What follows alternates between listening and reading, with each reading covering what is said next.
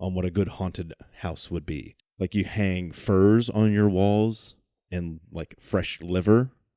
And I saw 2 like wet sponges from the ceiling. Yes. That way, like the wet sponges would like hit smack you in the face.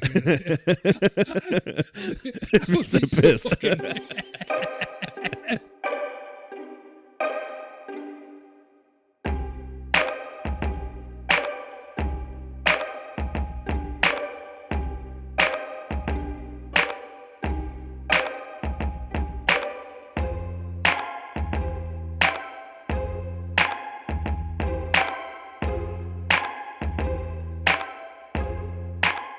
Welcome, foolish mortals, to this week's episode of Shadows and Sightings, a paranormal comedy podcast where we talk about all things spooky. I'm Taylor. I'm Nick. And we have a deep dive into one of the most iconic, synonymous things with our favorite time of year, Halloween. Deep dive. Halls deep, as in haunted hallways. A big, foggy, dim-lit dive into the abyss. Oh, yeah. Also known as haunted houses or haunted attractions, not like actual... like haunted houses, like a haunted house. Does that make sense? Oh, I mean, I was looking up stuff for like actual haunted houses. Oh no! Don't worry, we are in for a rough one. Oh, we'll be all right. You're talking about like attractions. I'm talking about going to a place, going inside that place, and getting scared inside that place. Sure. I mean, when I think of Halloween, I think goblins and ghosts and witches and jack-o'-lanterns. Goblins? Really? Yeah. Okay, maybe not goblins, but like ghouls. Okay, that checks out. Ghouls, witches, skeletons, ghosts. You say goblins, I haunted. think, okay, get off the goblins. It's going to be a reoccurring theme. Like, when I think goblins, I think Lord of the Rings. I'm thinking, some good old-fashioned Dungeons and Dragons. Yeah. Baldur's Gate. Just beat the shit out of some goblins. Nasty little buggers they are. How did goblins start to... I don't know. That's a discussion for another time. That goblins are a Halloween thing. Because it is. There's people that always the ghouls and goblins. But here's the thing. I've never actually seen someone dressed up like a goblin. Well, I think you know what you have to do this year, Nick. Honestly, every time we go trick-or-treating, in the last 25 years that I've been trick-or-treating around a Halloween, you always hear ghouls and goblins, but not once have I ever walked down the street and be like, oh, that guy's a goblin.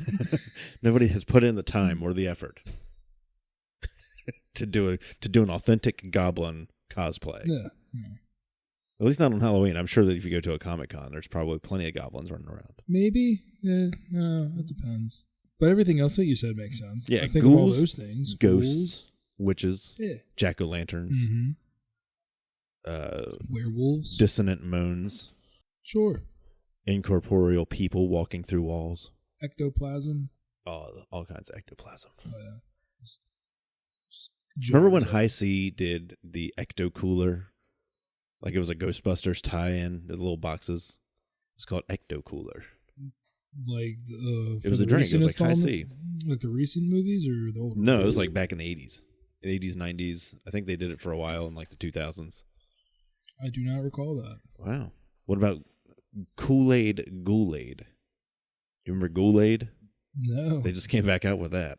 What? Yeah, it's got little glow-in-the-dark Kool-Aid pouches. I may or may not have gotten a box. I remember... It is raspberry flavored and it is delicious. I remember the little capsules you could put in the Kool-Aid bottles. Those are so dope. What were they called? They weren't... Not jammers. What were they called? Kool-Aid color changers, weren't they? Yeah, it had a little capsule that you just dropped in the little suck hole. Yeah. Suck hole. Yeah, you drop it in the suck hole. You have a blue Kool-Aid and it would turn to a green Kool-Aid. I'm surprised we haven't seen that come up in the list of... Maybe you go on YouTube and you look up 90s, remember this from the 90s or whatever. I've seen those, I think. In those lists? I think so, yeah. On other unrelated 90s note, I forget where, maybe it's the University of Colorado, but I saw a news report this week where there's it's either a class or an installation, a museum. I think, not to cut you off, but I think I found it. Did you? It wasn't Kool-Aid. It was Squeeze It. No, there was a Kool-Aid one. I remember. Oh, that's it. Is that what it was? Yep, that was it. Squeeze It. No Color way. changing Squeeze It. Man, what a time. What a time to be alive. Okay, anyways, go ahead. I think it was the University of Colorado, maybe. But there's a new installation. It's a museum, basically. Museum.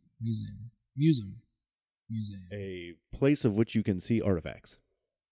I say museum. Museum. Well, Brittany always makes fun of me when I say museum. She was like it's museum, not museum. I don't know. But there's Leviosa, not Leviosa. Yeah. There's a new. All right, Hermione, fuck off. There's a new 90s era installation at this museum, and you can go there.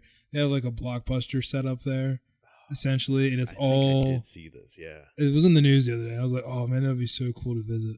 And when I said that, I realized how old I actually am. I'm like, oh my gosh, it's like hitting me now. It hit me when I went to a flea market. And you go to a flea market or antique store, you're used to seeing old shit. Was it the 50s, Star Wars 90s 50s, action figures? 60s, stuff like that, Yeah. And then I seen Star Wars Episode 1 figures. And then I was like, oh no, okay. And then you turn the corner and it's like the old McDonald's fast food toys still in the package. I was like, I had this as a kid. Some of those was brand new when I was a child. Yeah. Some of those things I do remember. I remember the Hot Wheels. They had the many, many different Hot Wheels. I strictly remember there was one where it was a green car with black rims and yellow lightning strike bolts all throughout the car.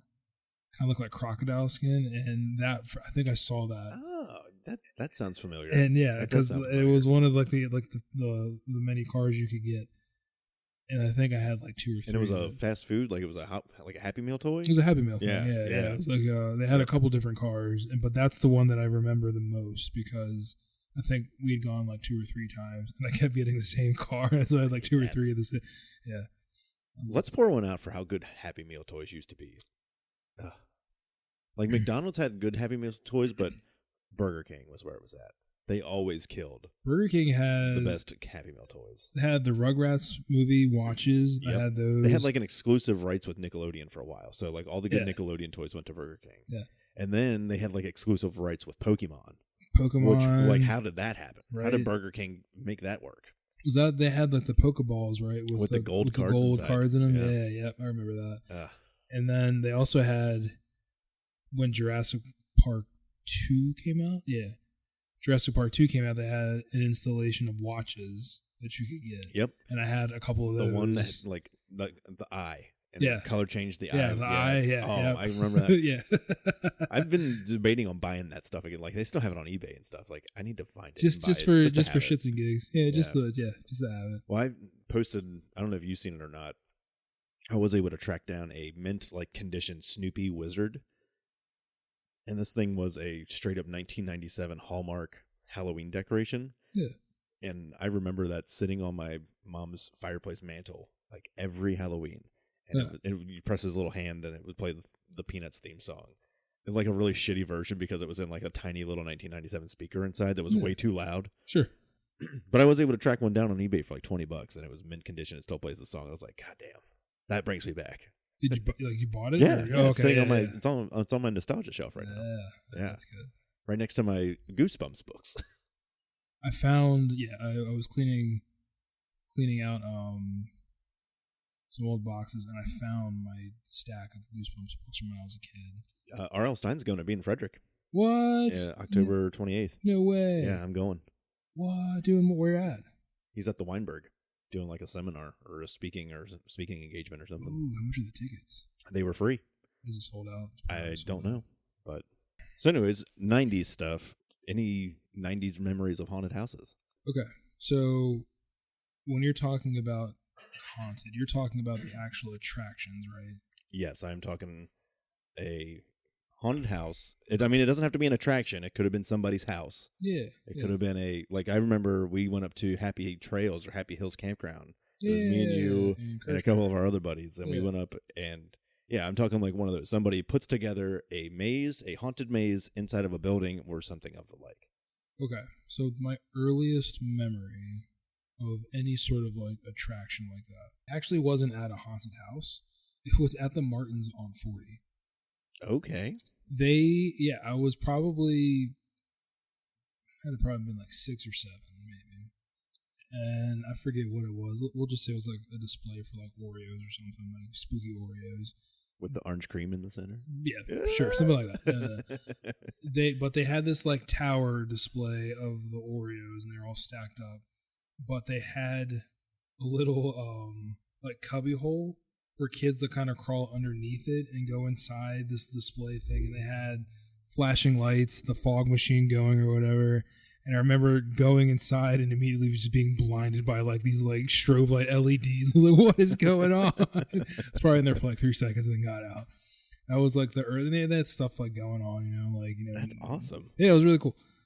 Pretty iconic. That was probably the earliest memory I have of a haunted house that someone put together. And then growing up in, the old neighborhood,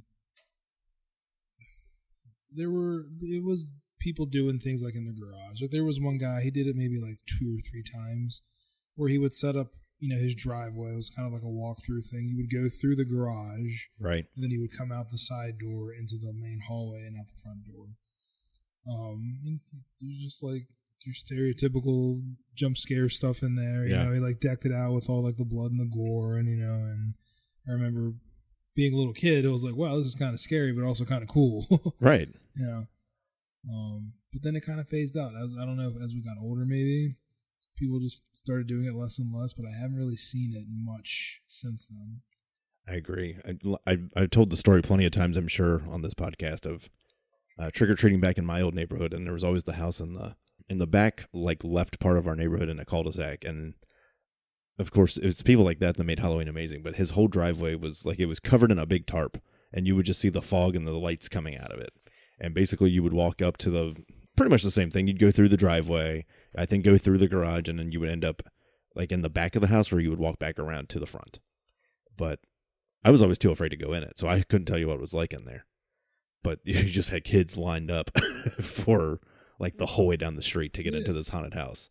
And it's like, God, people just don't do that shit anymore. I think part of it's probably because of COVID. Probably. I think so too. COVID kind of killed a lot of those things, which I mean, it'll come back. I hope so. Because it's like we things kind of are cyclical. They kind of trend. Oh yeah. Like right now it's like the 80s and the 90s culture's kind of making a comeback. So it'll be a thing. So here's hoping malls and haunted houses come back. I don't think malls will come back. I think they will. I think malls are done. No, I don't know. I don't know. Only because Amazon is pretty much put like a nail in that coffin.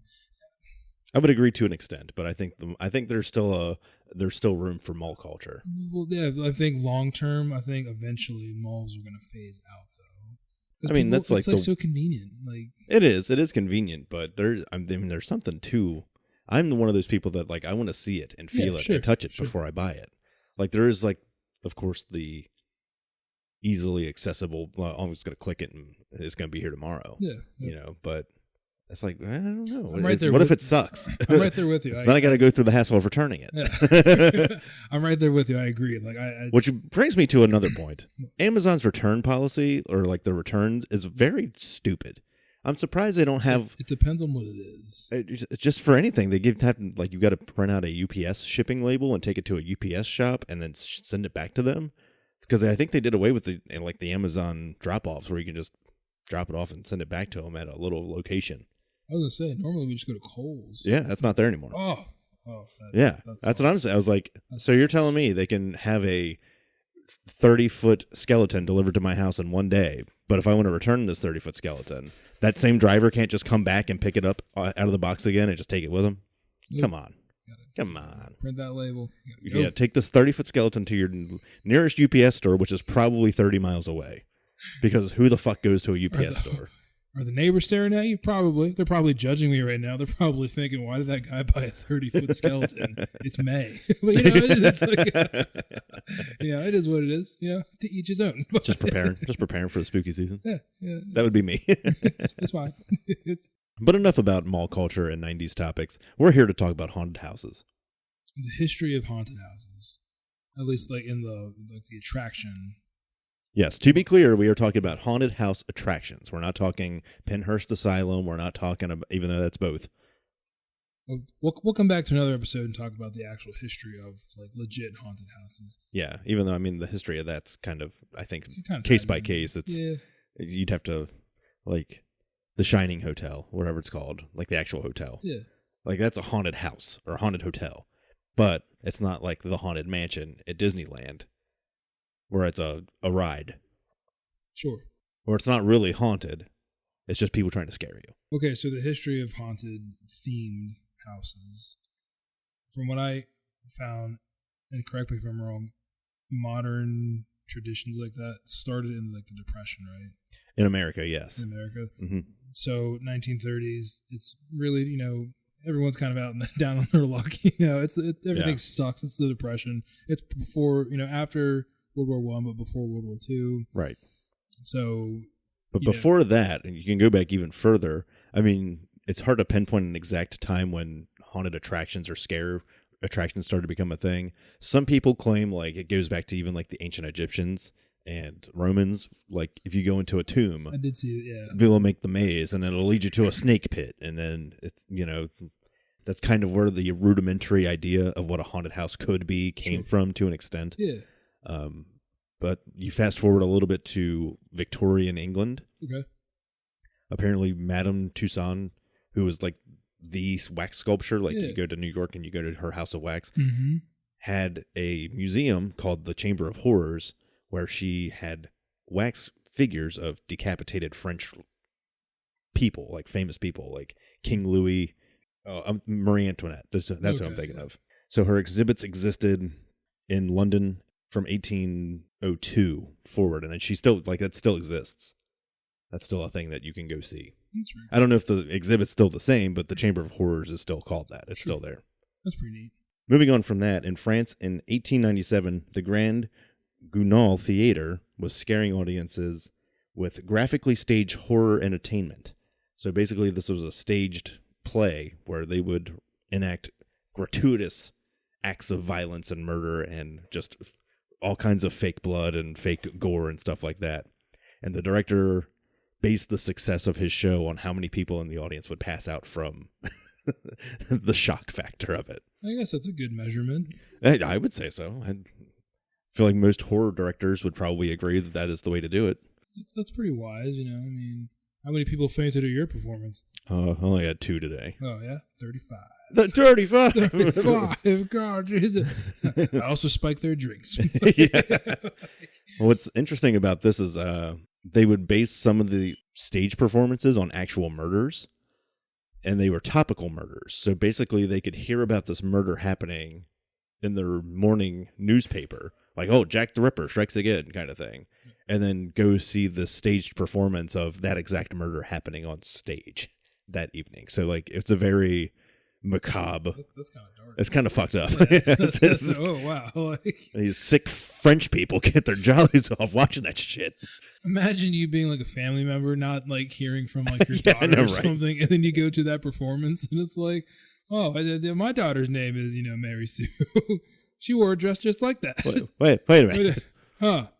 Yeah. Wow, she just had her spleen ripped out and then her head sawed off. Wow. And she had her fingernails replaced with toothpicks. Yeah. And her eyes are gone. Yeah, like, oh my God. That's, But that's not the I should give her a call. But that's not my I hope somebody invents the phone soon. Yeah. That's pretty wild. I know, could you imagine? But then again, I'm not surprised because... What else was there to do? I mean, not only that... I guess.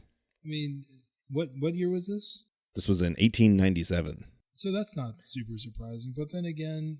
A little, like, to me it is a little bit. Like, 1897 is kind of I don't want to say semi-recent, but...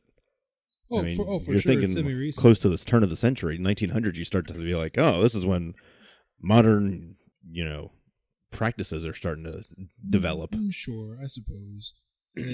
Like if it was like early 1800s or 1797, I'd be like, okay, that makes a lot of sense.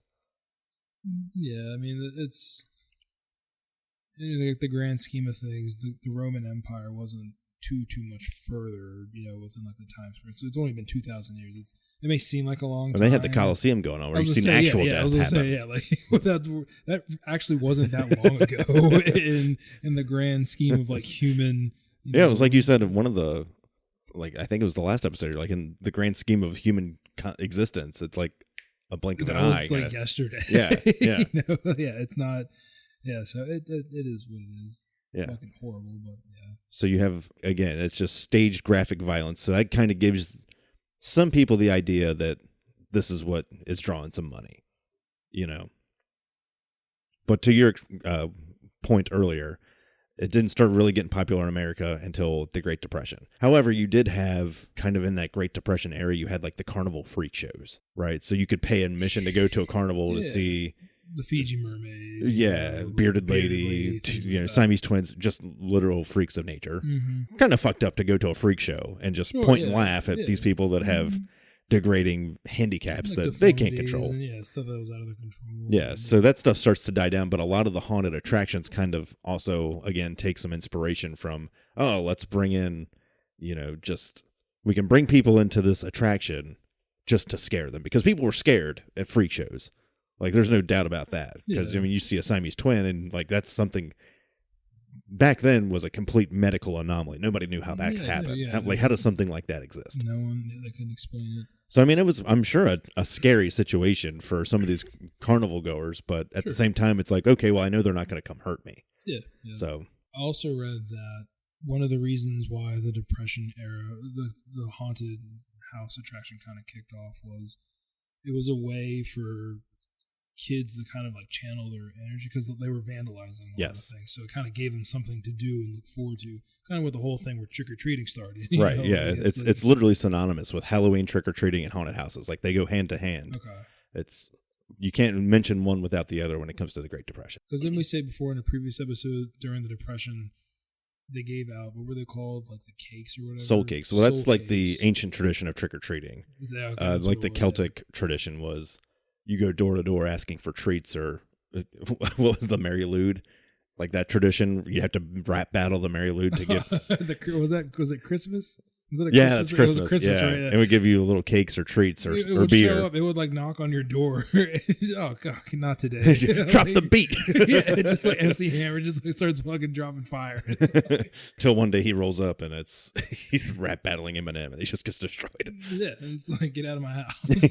Yeah, exactly. But yeah, they were called soul cakes, I think, in the ancient Celtic. They would go door to door because they were poor, and like most people would just bake things and you'd hand it out as a community.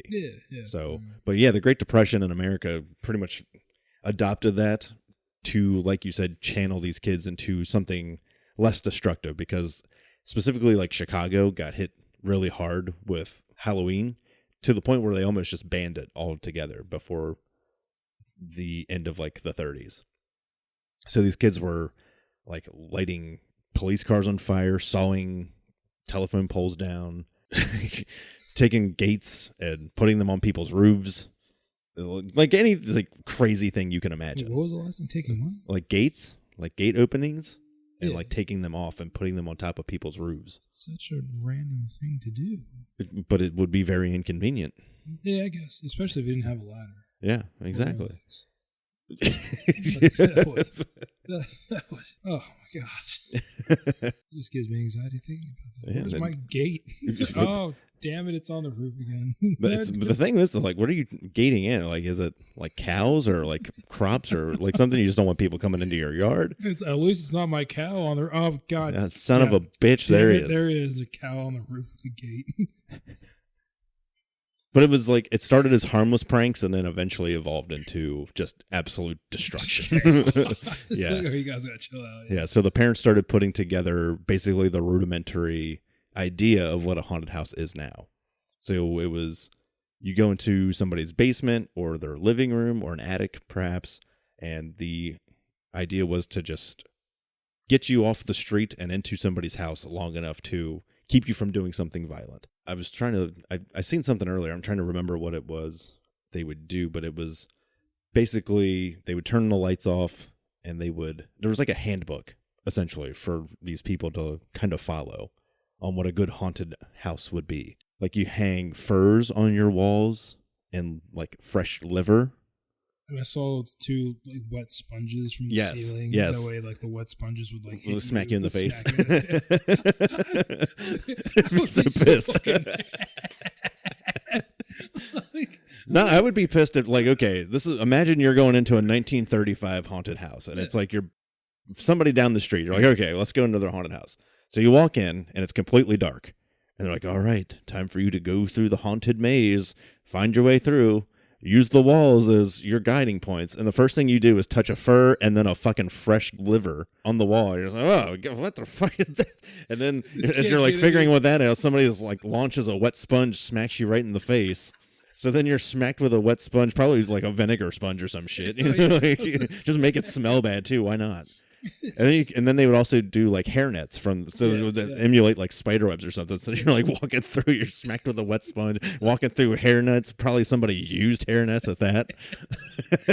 Oh my god, this isn't scary. This is just I could feel the lice. I could feel them. This is so unsanitary. It's the 1920s. Hygienic conditions are terrible. And there was they like one of the other things was make them crawl through like a thing and then have a black cat or something, like a cutout of a black cat at the end that's lit up with the sounds of a meow, like dissonant whispers and voices and moans and stuff like that. Just imagine that playing through like a fucking gramophone. just sounds staticky. Yeah. Oh my god, this is terrifying. What the fuck is that place? Oh my god. Get me out. Yeah. Imagine walking through that in 2025, us going through that. Oh, I'd be cracking up. I would be terrified.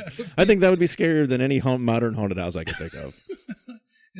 Especially if those little fuckers are dressed like those costumes that use like, remember they make like the masks out of paper mache and shit? Yeah, like those ones. Yeah. If they're dressed in the Depression era Halloween costumes, that would scare the shit out of me. Yeah, they're pretty awful. They look like the kids off of The Nightmare Before Christmas. That's what it reminds me. Oh, I was thinking they reminded me of the kids from Trick or Treat. Still haven't seen it. Oh my god, Nick, you gotta watch that movie. Still haven't seen it. What's his name? Sam. What is he, like the spirit of Halloween? Yeah, it's the idea. Yeah. But like the special needs kids on the bus all have like 40s or 50s Halloween costumes on, and they're more modern, but they're still terrifying. Yeah, he's not evil, right? He's not inherently. Okay, as long as you follow the rules of Halloween, you're good. Yeah, it's on my list this year. I'm gonna watch that. We were at some store the other day, and there was a little like 3D printed figurine of him, like chibi one. I was like, oh, that's the pumpkin guy. You're a pumpkin dude. What's the name? Samwise Gamgee. Yeah, that's him. Yeah. Oh man, Halloween in the Shire probably would be a good time. So as you progress through the decades, it was starting to become common for magicians to start using haunted houses as a means of an attraction as well. So they would use supernatural themes in their stage performances, which would evolve into the tradition of a traveling ghost show, also known as a spook show, a creep show, or something of that likeness. They would incorporate comedy, displays of mentalism, and theatrical special effects. During the 1950s, these specialized shows were often performed as pre-show entertainments before screenings of popular horror movies. So you could actually go to a theater, see a magician put on a haunted show, and then watch The Creature of the Black Lagoon. Oh, that's cool. Like, that would be fun. Yeah, that'd be neat. Even though I think that was 60s. Maybe more like Frankenstein or Dracula. With that being said, in the late 50s and then starting into like the early 60s, that's when more modern contemporary haunts start happening, where they're more widespread, starting to increase in their production value. So things like haunted hayrides, haunted like kind of like Field of Screams kind of thing. I know that's more modern, but but that kind of they start to become pretty much more mainstream. Yeah, like people were actually volunteering to help put these big productions into place. It has such a huge following, dude. People sure does. People are like obsessed with this time of year, and don't we went to high school with somebody, right? That's like his thing. I don't know if he still does it. He's like obsessed. Down at Markov's Haunted Forest. Yeah, obsessed with like doing that every year. Yeah, I don't know if he still does it or not. But yeah, more modern things that you said, haunted hayrides. I think that's the one that I've had the most experience with. Is the haunted hayride? Oh, really? Yeah, been on quite a few. I'd have to look to see when the haunted hayride started making a more prominent appearance, but I feel like they started later on. They were probably more like 80s, 90s. I'm thinking like 50s, 60s, 70s. You're looking at more traditional haunted mazes through a house. But it's not just neighbors putting them on with the people in their house. There's people coming to help build these sets and be scare actors, essentially, like the first beginnings of what scare actors would be. Sure. And then, of course, on August 9th, 1969, a popular ride that you might be familiar with opened and kind of revolutionized what a haunted house could be. And that is, of course, the opening of The Haunted Mansion. It really hasn't been out that long. Yeah. It actually was in production or like stages of planning for 20 years prior before it opening. And then Walt Disney went to the World's Fair or something and brought back a bunch of state-of-the-art stuff in like 65 to start using in this thing. And then I think he died right before it actually was completed. So maybe he haunts the Haunted Mansion. That'd be cool. That'd be nice. But have you ever been on the Haunted Mansion ride? You ever seen it or anything? I've never been, but I know what happens in it, more or less. Is it based off of is the movie based off of the ride and that culture for Disney? The Eddie Murphy movie is not. Okay. Like, it is, but it's not. Like, there's nothing even like close to what the ride is with the Eddie Murphy movie. Now, the recent movie, that's supposed to be more in line with what the ride actually is. Okay. It was okay. It was all right. But basically, you walk in, and you walk into this big chamber, and I guess through special effects, it looks like the house is stretching and like getting taller before they usher you out and through like this big set piece of a dilapidated Victorian mansion, kind of. Mm-hmm. Then you get on your little doom buggy, and you ride through the mansion. You pass by Madame Leota doing her seance, and then I guess the main thing in that is the big ballroom where they're having ghosts dancing, celebrating a birthday. Mm-hmm. And it's all done using reflections and mirrors and all kinds of stuff, but you can't see anything else other than like the big ballroom. So it looks like there's actually people down there dancing. So it's like really cool if you ever look it up to just watch it. But it was like state of the art stuff back in '69 when that was like, I'm sure people like probably freaked the fuck out when they seen that happen. Oh my gosh. What is this place? Get me out of here. But yeah, then you go into the attic and then, But so that's like the start of like modern haunted houses.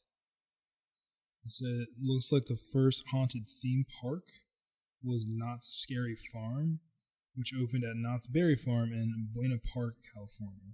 Apparently Cali was like a huge hotspot for a lot of these like attractions starting. Mm-hmm. But that opened up on October 30th, on Halloween in 1973. Haunted theme parks are among the most popular haunted attractions since they offer, of course, multiple things you can do. Around here we have Hershey with Dark Nights. Yeah. We have Field of Screams. Up in PA, it's not too far away. There. Yeah. I've never been. I've never been to Field of Screams. No. I'm surprised. I was thinking, I was like, I should ask Taylor. I always hear such mixed reviews. It's like some people are like, oh, it's the greatest thing I've ever done. And then other people are like, it's so crowded and so packed. And for what it is, it's like, it's not worth it. So I don't know. Maybe one of these years I'll just have to go to experience what it is. Sure. But it definitely, it's kind of grown.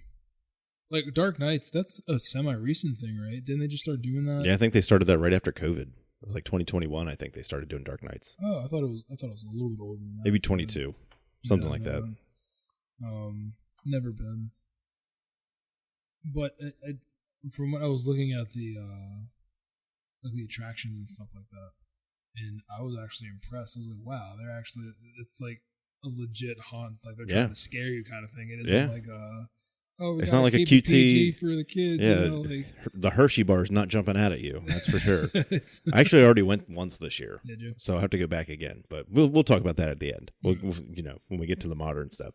As you fast forward a little bit more into the mid 1970s, the Junior Chamber, also known as the JCs, are the ones that bring haunted houses to the forefront. The JCs encouraged its membership to construct haunted houses in abandoned buildings or in fields as charity fundraising events, and the organization became known for these houses throughout America. In the late 1960s to the early 1970s, haunted attractions were developed in larger American cities like Louisville and Cincinnati, with the creation of JC haunted houses. These haunted houses were run by local chapters of the JCs, and there are still many local chapter JC haunted houses in towns all across the country. So going from Illinois, Massachusetts, North Carolina, so on. They just kind of ran with that for a long time until the actual production of haunted houses went way up with the boom of special effects in Hollywood. And there's a direct correlation of Hollywood switching from practical effects to the boom of these really high quality haunted houses. Explain. You can't just drop facts like that. Not yes. So basically in like the mid 90s or so, like think Jurassic Park. Yeah, the you're animatronics. You're going from movies in Hollywood being pretty much exclusively practical effects. And if you really want to get down into what practical effects are, it's making props and cinematography effects using actual things. Yeah. Not like Avengers Endgame where everybody's in a green suit in front of a green screen and then they just add it all in later. Yeah. So once the special effects CGI boom happens, a lot of those practical effects artists are out of work, So where can I apply my skills as a practical effects artist?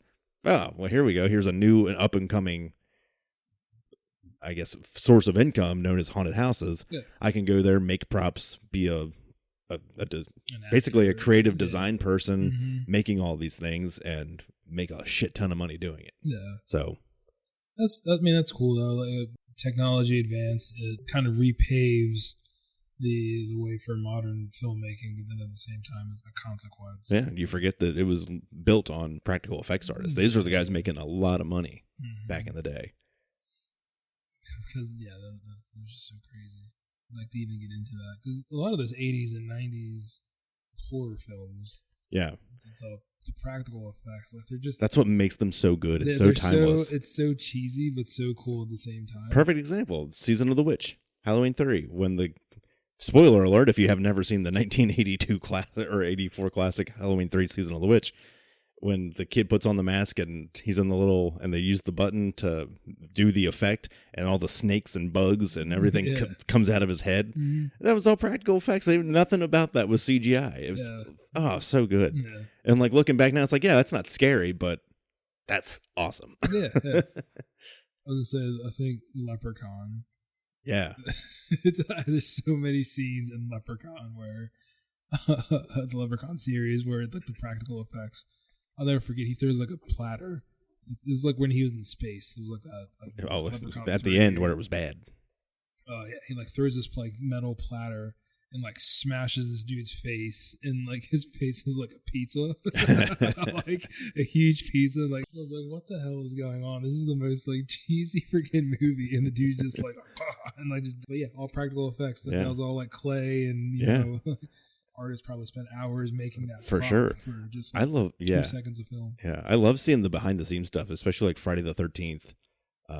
Like Tom Savini, who's a horror icon in the props and makeup special effects department, like figuring out how all these props are going to work for the making of Friday the 13th, like the arrow going through their necks and just blood spurting out, or like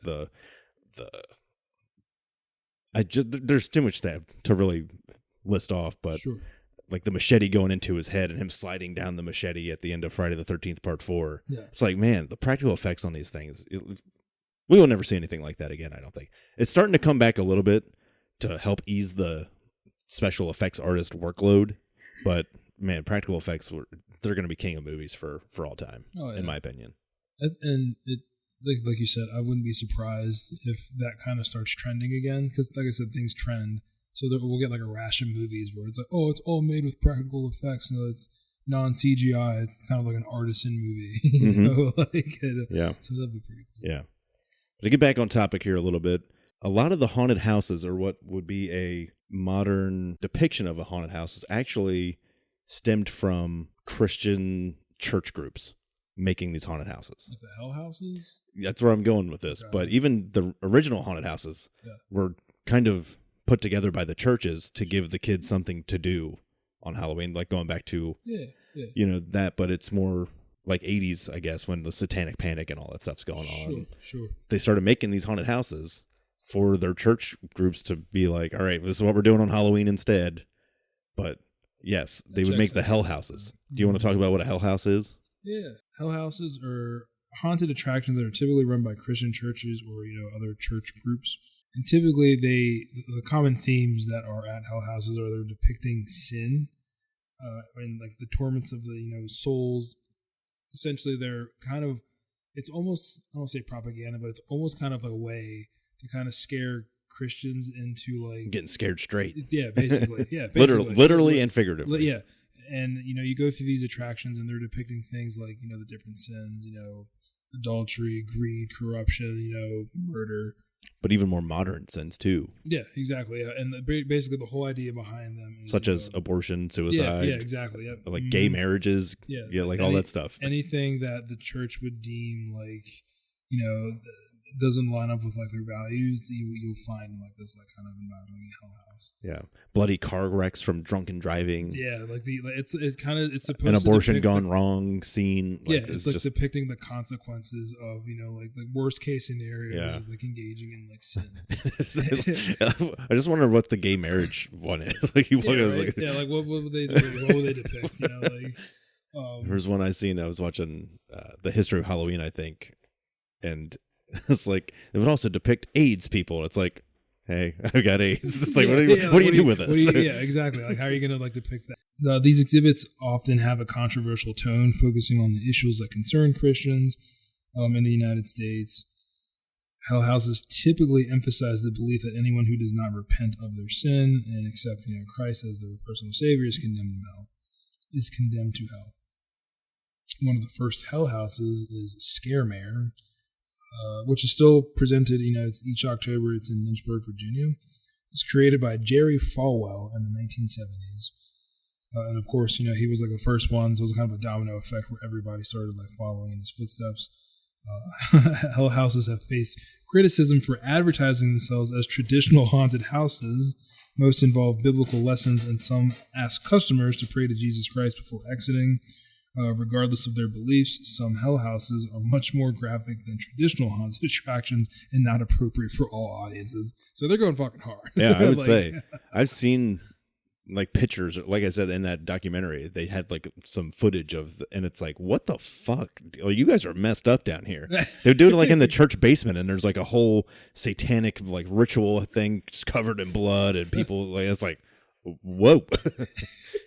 It's like, okay, you guys are clearly using this as an excuse to like let out your inner demons. Yeah, yeah, exactly. It's like you want to celebrate Halloween, don't you? You don't want to. Come on. You like Halloween, don't you, Christian? And it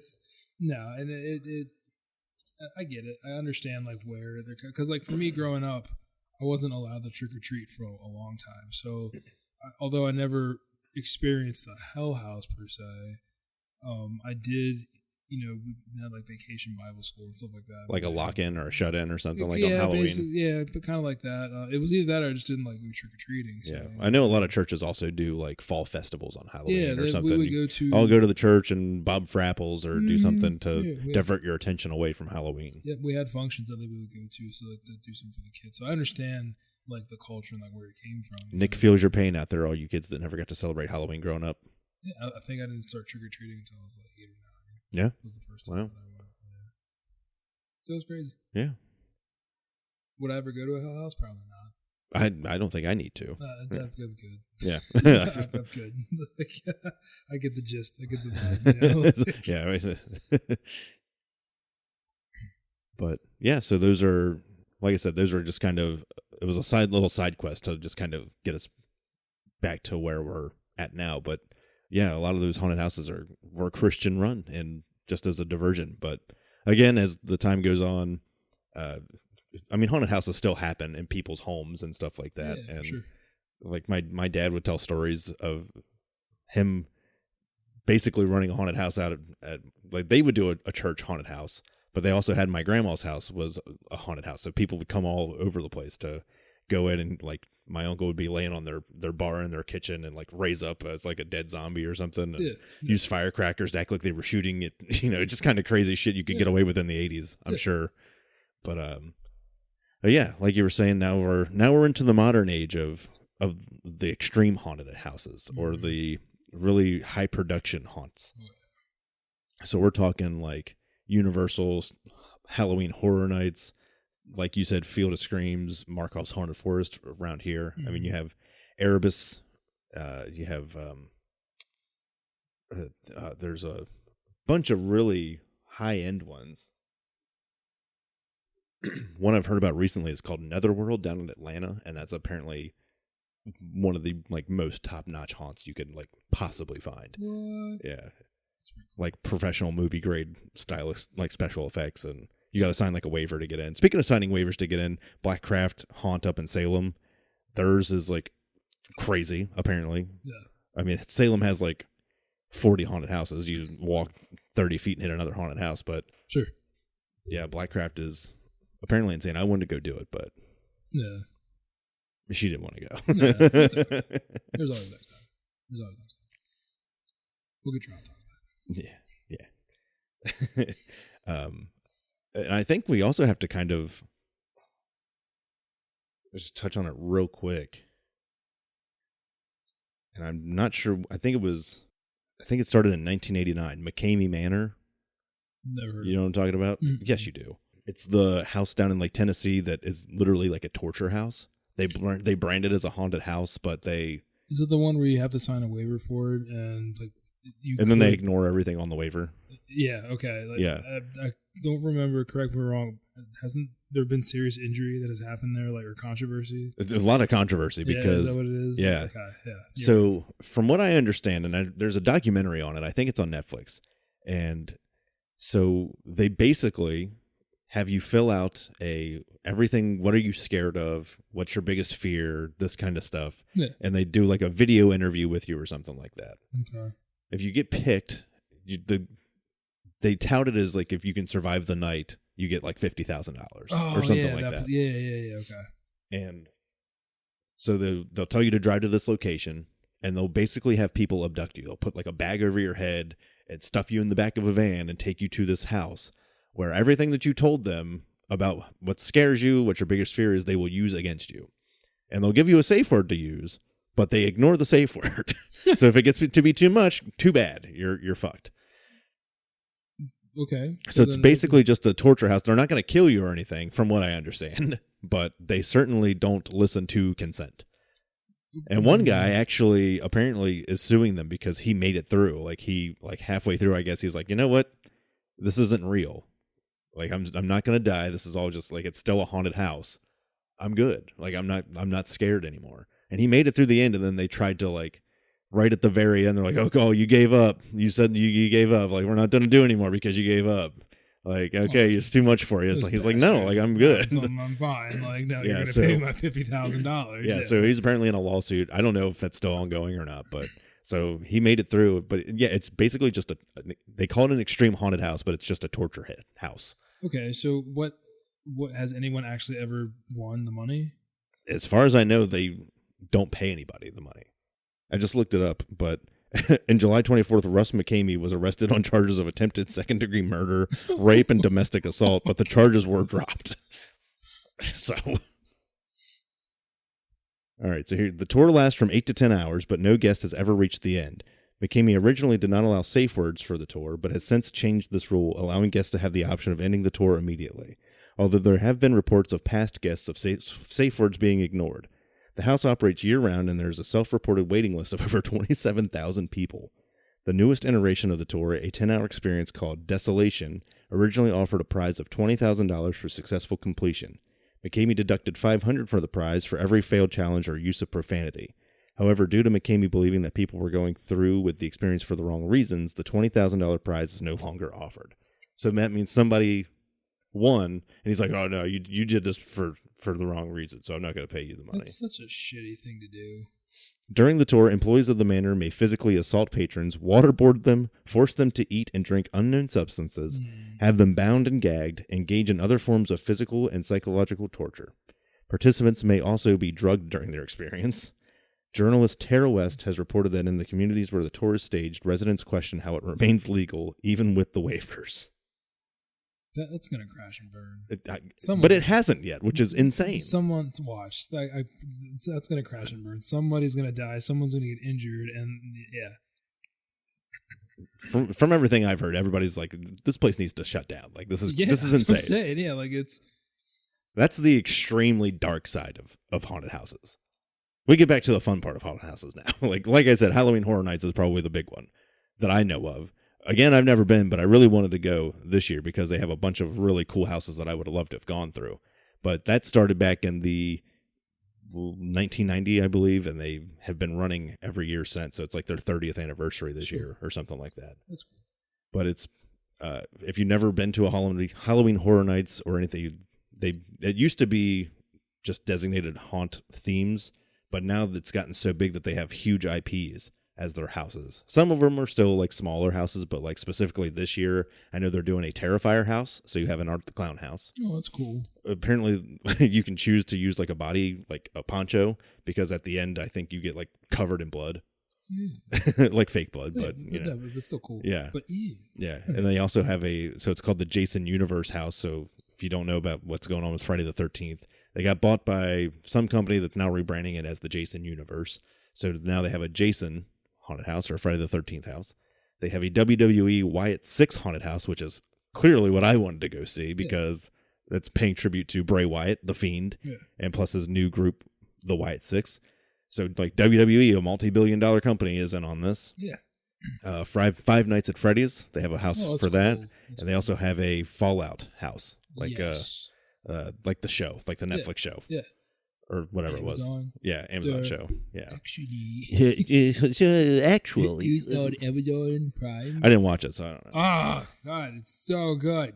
But yeah, they have huge IP houses that obviously with that kind of IP comes a mega budget, and these houses are absolutely top notch. These are movie quality houses. And this is Halloween Horror Nights and Universal. Okay, yeah. Cool. Like this would have been the year to go for me anyway, to like for the Jason and the Wyatt 6 house, but I did see the Fallout thing. Like like years past, there's been like a Megan house and like Blumhouse does the horrors of Blumhouse or whatever, like Black Phone and stuff like that. Yeah, but like, man, this year would have been so cool to go to it this year. Maybe next year. Next year they won't have the same houses. Yeah, it changes. Yeah, they change them every year.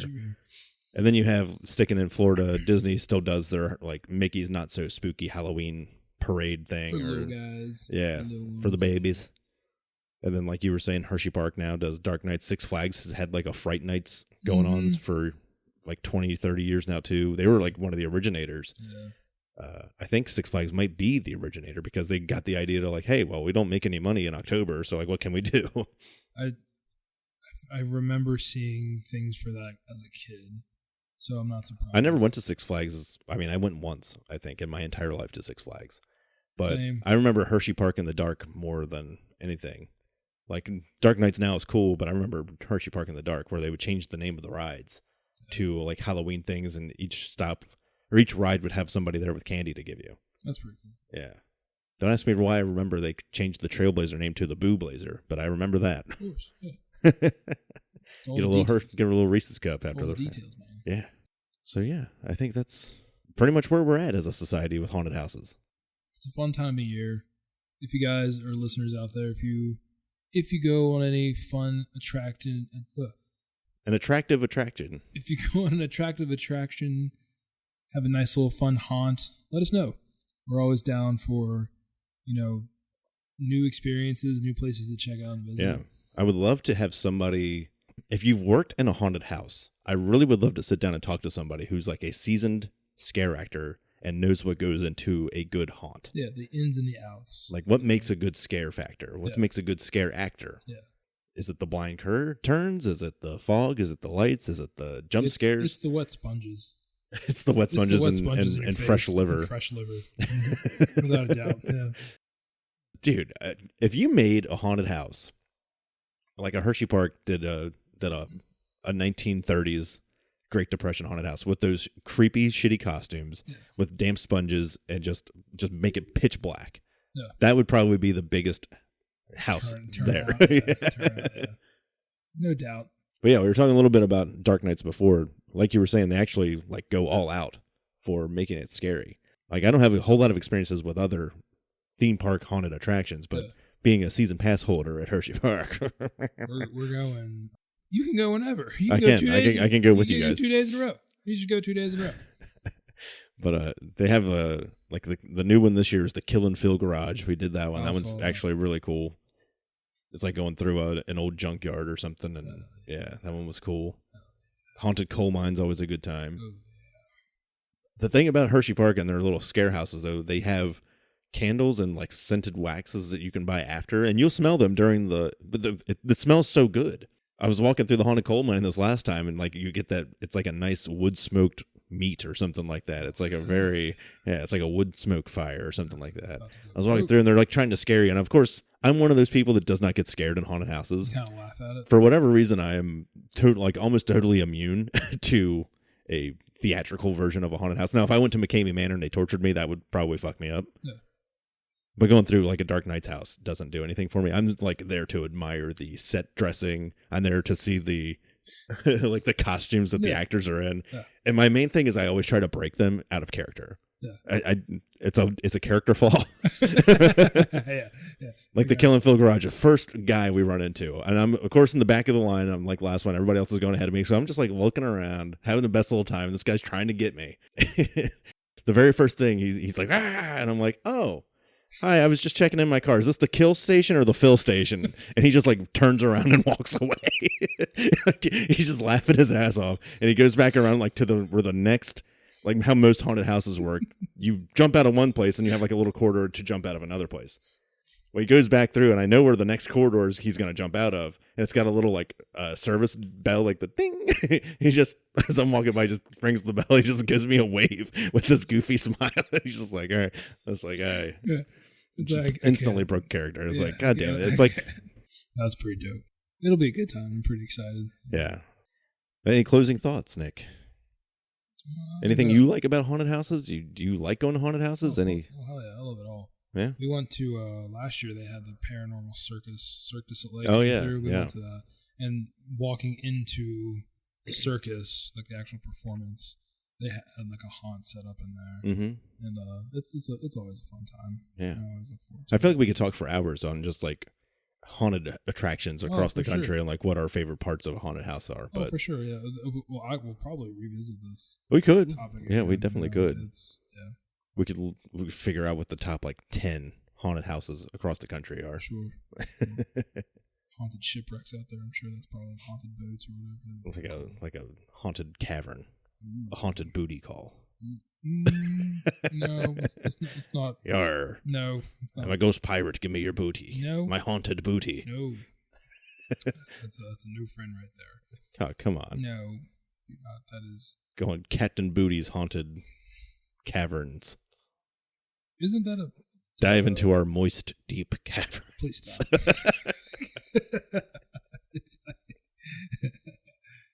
No, it's always a good time. I'm really pumped for Sunday because little man is, according to him, he's like, nothing scares me, which is complete BS because we went to Spirit Halloween last night and he hit one of the attraction things. And I wish I caught it. I wish I caught it on camera. Oh, man. I just put my phone away. But hits the button and it's a little scarecrow. But it jumps up to like 10 feet. And that one. Yeah. And he jumped and oh my God, it was so funny. That's great. It was so funny. So yeah, it'll be a good time. I'm pretty pumped. I hope that it's a good experience for you because when I went, I don't know if it's because it was still so early in the season, the scare zones had like no scare actors in them. So hopefully as the season goes on, they get more people to staff. Yeah, we'll see. Because the set productions are great.